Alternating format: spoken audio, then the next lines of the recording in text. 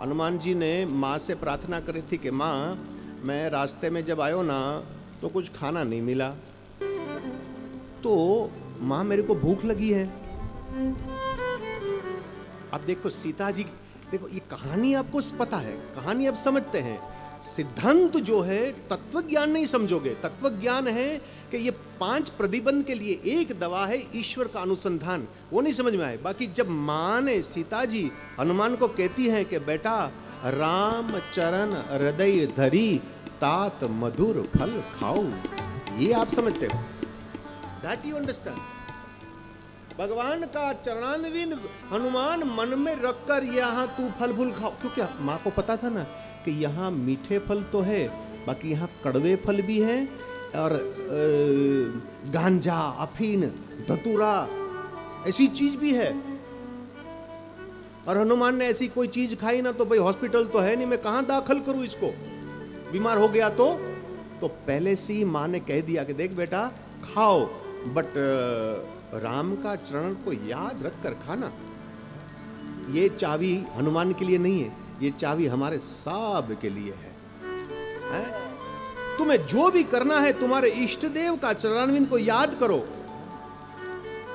मेरे तो आधार सीताराम के चरणारविंद, मेरे तो आधार सीताराम के चरणारविंद, ओ मेरे तो आधार सीताराम के चरणारविंद, मेरे तो आधार सीताराम के चरणारविंद, ओ राम के चरणारविंद, राघव के चरणारविंद, राम के चरणारविंद, राघव के चरणारविंद, ओ राम के चरणारविंद, राघव के चरणारविंद, राम के चरणारविंद, राघव के चरणारविंद। मैं तो गाऊं बारंबार सीताराम के चरणारविंद, मैं तो गाऊं बारंबार सीताराम के चरणारविंद, मैं तो गाऊं बारंबार सीताराम के चरणारविंद, गाऊं बारंबार सीताराम के चरणारविंद, ओ राम के चरणारविंद, राघव के चरणारविंद,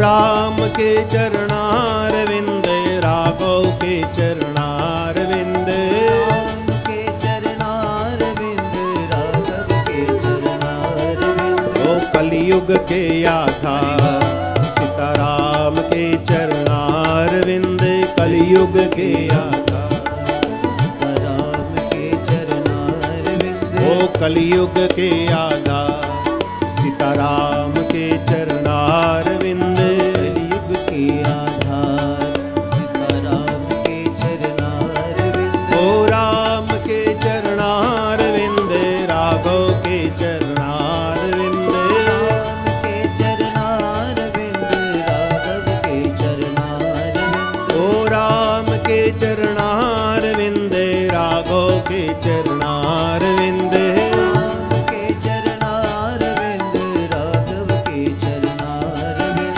जाऊं बलिहार सीताराम के चरणारविंद, सीताराम के चरणारविंद, मैं तो जाऊं बलिहार सीताराम के चरणारविंद, जाऊं बलिहार सीताराम के चरणारविंद, ओ राम के चरणारविंद, राघव के चरणारविंद, के चरणारविंद, राघव के चरणारविंद, राम के चरणारविंद, राघव के चरणारविंद,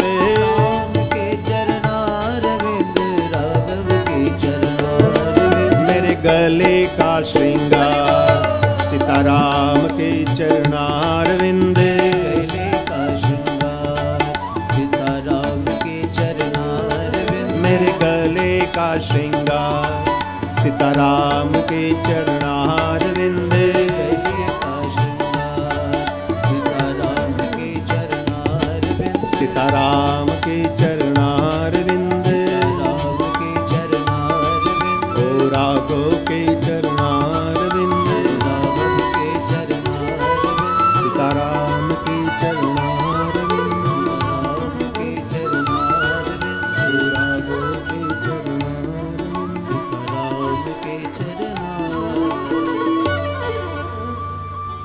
पहली औषधि ईश्वर प्रणिधान, और दूसरी यह प्रतिबंध की दूसरी दवा है, क्योंकि एक दवा जरूरी नहीं है कि एक बीमारी की दवा एक ही बीमारी में सबको लगती है। जुकाम जब हो जाता है तो किसी को ये गोली देते हैं, किसी को ये मिक्सचर देते हैं, किसी को ये पूड़ी दे देते हैं, सबको अलग अलग होती है ना। तो एक दूसरी दवा दे रहा हूँ, और वो दवा मैंने नहीं दे रहा हूँ, ये चैतन्य महाप्रभु दे रहे हैं।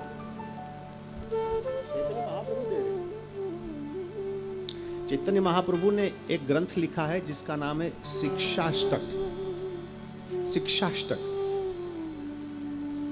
और उसमें उन्होंने ये बात बताई है कि तेरे को इसमें से बचना है तो बेटा तू ये कर, जैसे गुरु अपने शिष्य को सिखाता है।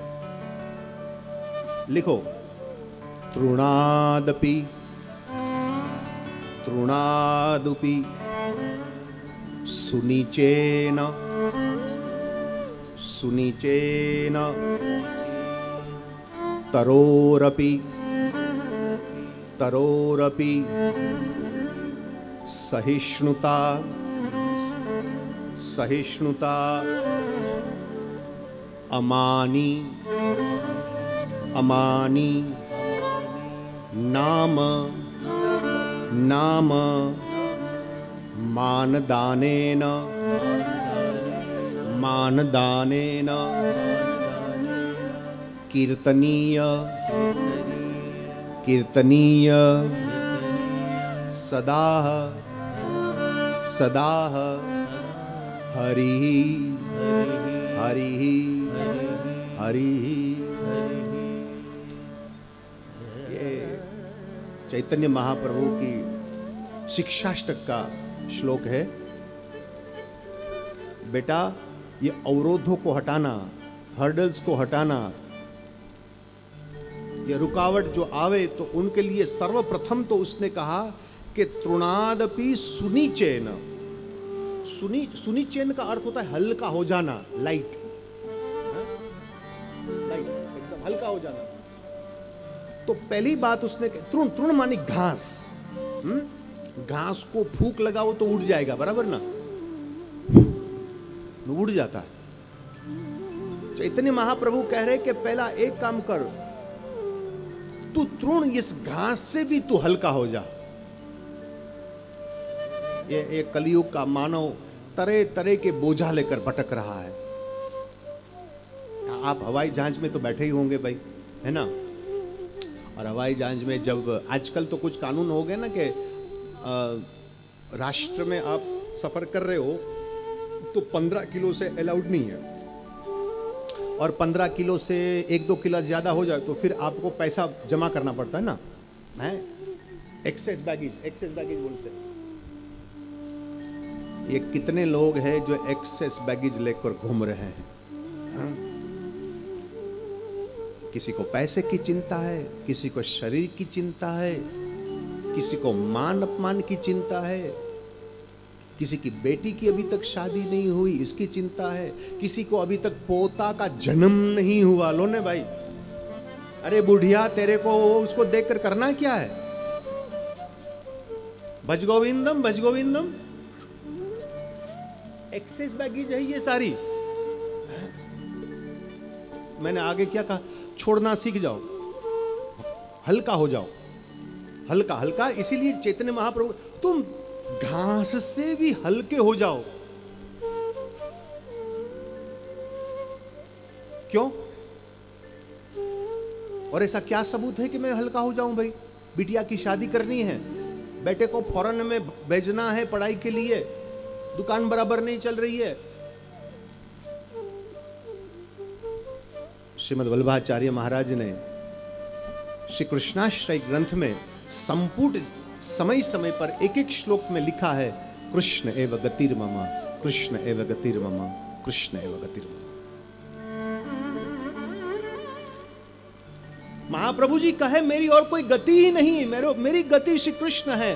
किसी ने पूछा कि भाई आप इसी को ही पकड़ कर क्यों बैठे? बोले कर्तुम अकर्तुम अन्यथा कर्तुम समर्थ, इसमें टोटल कैपेबिलिटी है। और इसी के सामने वो शब्द बोले हैं, नाथ तवास्मि, नाथ दासो हम। कोई एरे गेरे कोई देवी देवताओं को नहीं पकड़े उसने। मैं किसके शरण में जा रहा हूं उसका ज्ञान है।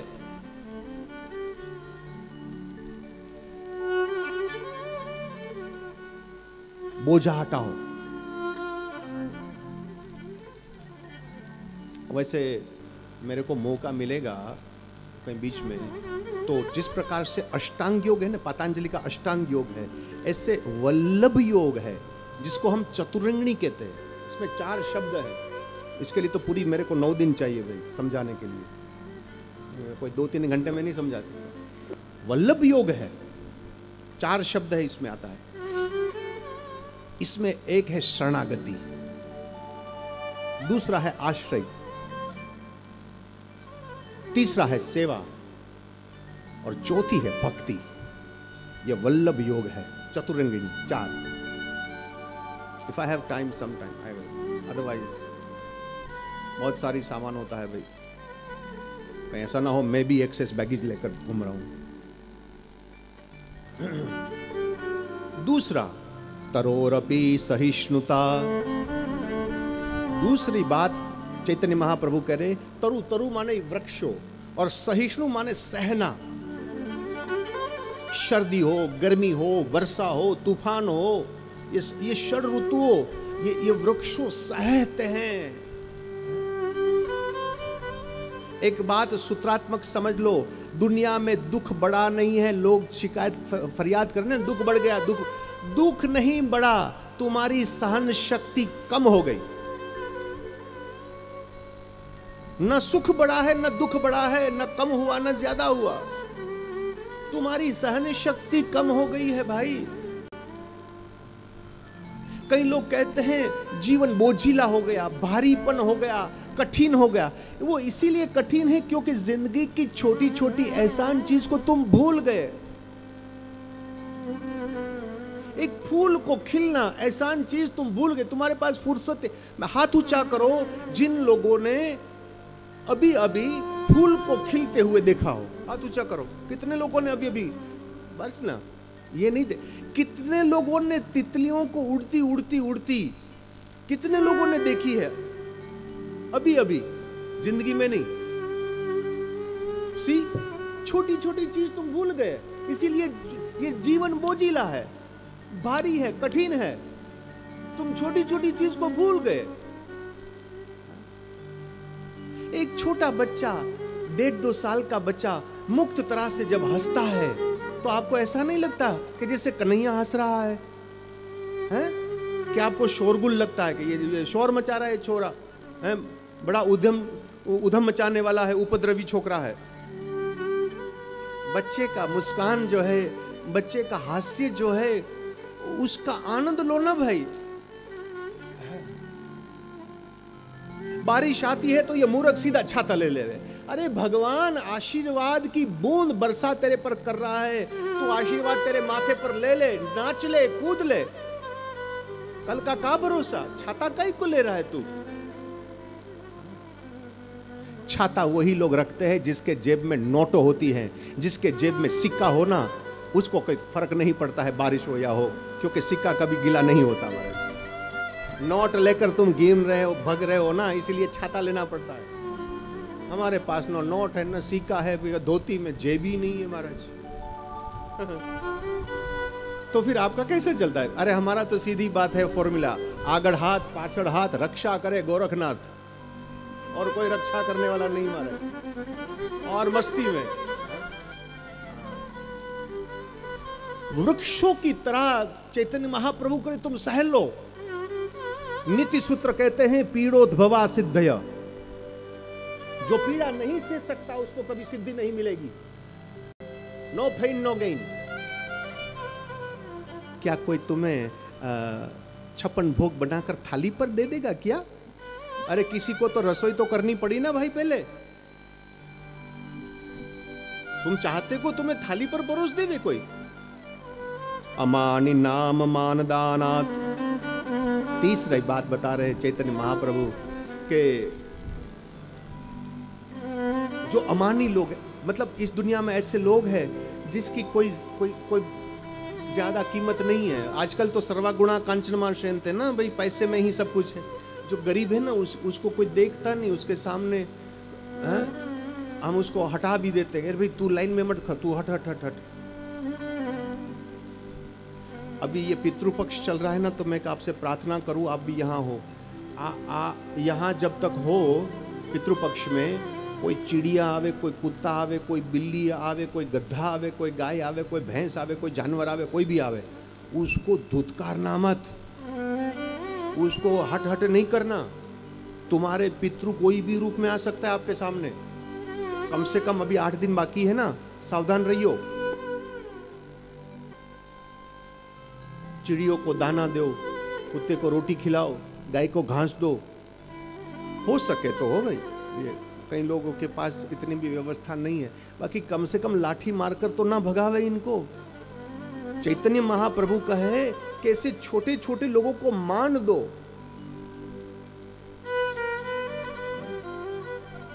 भगवान विष्णु सहस्त्र नाम में भगवान का एक नाम है मानी मान दो, अमानी मान दो। भगवान विष्णु का नाम है ये, सबको मान देते हैं। और मजे की बात यह है कि मानदान में कोई रुपया खर्चना नहीं पड़ेगा आपको, है? कोई अठानी खर्चनी नहीं पड़ेगी आपको, आप सबको दे सकते हैं। और मानदान सबको भी अच्छा लगता है, साधु को भी अच्छा लगता है, संसारी को भी अच्छा लगता है। मान सम्मान, इसीलिए गोस्वामी जी ने शब्द जब लिखा, मान सप्त प्रबंध सुभग सोपाना, ज्ञान नयन निरखत मन माना। मान सम्मान में कर रहा हूं तुम्हारा, सात सीढ़ी, इसका कई अर्थ हो सकता है? रामायण की चौपाई को चौपाई मत समझो, ये वेद की ऋचाओं है। तुम ना समझ सके तो हम क्या करें? और फिर चौथी बात चैतन्य महाप्रभु का है, कीर्तनीय सदा हरि ही, कीर्तनीय सदा हरि ही। मेरो परमात्मा मेरे साथ है, मेरो परमात्मा मेरे साथ है। यह उत्तम प्रकार की एक सफर है। परमात्मा की मेरे ऊपर कृपा है, परमात्मा की कृपा है मेरे पर। यह सबसे बड़ा परमात्मा का आपके ऊपर उपहार है। परमात्मा की खोज जिंदगी की सबसे बड़ी यात्रा है। और जो कन्हैया मिल भी गया तो जिंदगी की सबसे बड़ी उपलब्धि यही है। इससे बढ़कर कोई उपलब्धि हो ही नहीं सकती महाराज। सदाय चैतन्य महाप्रभु कहे तुम इसका कीर्तन करो। नारायण नारायण रे श्रीमन नारायण नारायण नारायण रे श्रीमन नारायण नारायण। ओ नारायण नारायण रे श्रीमन नारायण नारायण। नारायण नारायण सब गाइए। श्रीमन नारायण नारायण। ओ नारायण नारायण रे लक्ष्मी नारायण नारायण। नारायण नारायण रे लक्ष्मी नारायण नारायण। ओ नारायण नारायण रे लक्ष्मी नारायण नारायण। नारायण नारायण हरि बोल। रे लक्ष्मी नारायण नारायण। ओ नारायण नारायण रे सत्य नारायण नारायण। नारायण नारायण रे सत्य नारायण नारायण। ओ नारायण नारायण रे सत्य नारायण नारायण। नारायण नारायण रे सत्य नारायण नारायण। ओम नारायण नारायण रे आदि नारायण नारायण। नारायण नारायण रे आदि नारायण नारायण। ओ नारायण नारायण रे आदि नारायण नारायण। नारायण नारायण रे आदि नारायण नारायण। ओ नारायण नारायण रे सूर्य नारायण नारायण। नारायण नारायण रे सूर्य नारायण नारायण। ओ नारायण नारायण रे सूर्य नारायण नारायण। नारायण नारायण रे सूर्य नारायण नारायण। ओ बद्री नारायण नारायण।